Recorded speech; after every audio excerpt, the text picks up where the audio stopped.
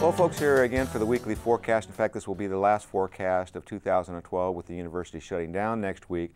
Before we get to the main forecast, let's take a briefly update of what happened over this last 7-day period. Of course, last weekend, we've seen a nice rainmaker across eastern Nebraska. 4/10 to 8/10 of an inch of liquid equivalent moisture was pretty common. There were some pockets of greater than an inch total reported in portions of Seward, Saline, Fairbury, Gage, and Lancaster counties. And then, of course, we've seen another potent system move across the central United States during the midweek period, where we've seen anywhere from 3 to 5 inches of snow across a broad-based portion of the southern half of Nebraska. But within that, we did see anywhere from 8 to upwards of 10 inches of snowfall, essentially from Hastings up toward the valley area.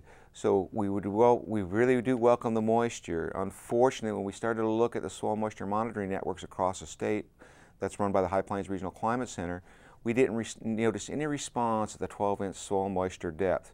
That means that all this moisture that we received is still being contained in the top foot of the profile, and we've seen none of it soak down below the 12-inch mark. So we're going to need considerably more of these precipitation events to have an overall impact on our soil moisture profiles as we go into next spring. Is there more in the forecast? Let's take a look at the upper models and see what we have in store.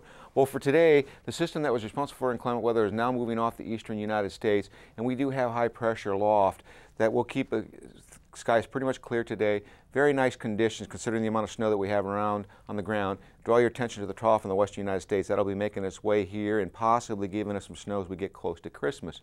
But by tomorrow, what we are going to notice is we start to see that ridge flatten out, and we have one way that's going to move across the Dakotas. It looks like the snow will stay to this area, and then it'll sweep as the trough strengthens across the eastern Corn Belt.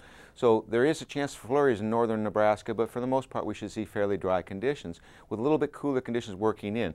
Now, as we get into Monday, you see this trough starts to deepen. We get a little bit of a ridging, but there is a considerable amount of cold air that's going to infiltrate behind this. So we are going to see fairly decent conditions on Monday for the most part, with some increasing clouds late in the day across western Nebraska.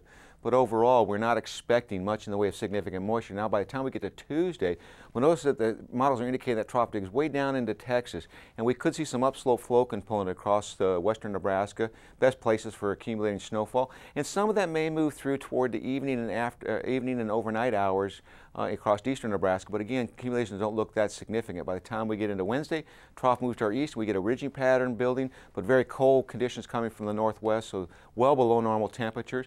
And that pretty much holds in status quo for Thursday. And by the time we get to Friday, we'll start to see another trough make its way into our region that could give us, once again, another potential snowstorm for the Central Plains. As we look at the main forecast temperatures, we'll notice that the warmest temperatures are for today, and then we see a much significant cooling trend as we go through midweek before we start to warm up slightly toward the week. The 8 to 14-day forecast indicates a cool trend will continue, and in terms of precipitation, it looks like our precipitation will be to the east and west of us.